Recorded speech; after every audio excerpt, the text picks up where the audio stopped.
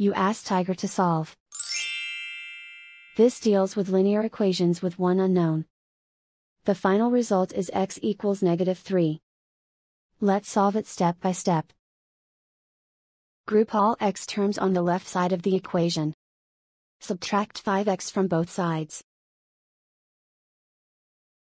Group like terms. Simplify the arithmetic. Group like terms. Simplify the arithmetic.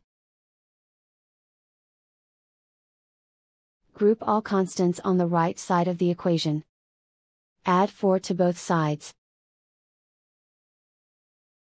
Simplify the arithmetic.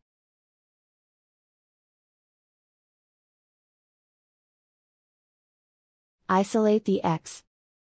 Divide both sides by -2. Cancel out the negatives. Simplify the fraction. Move the negative sign from the denominator to the numerator. Find the greatest common factor of the numerator and denominator. Factor out and cancel the greatest common factor. And so the final result is x equals -3.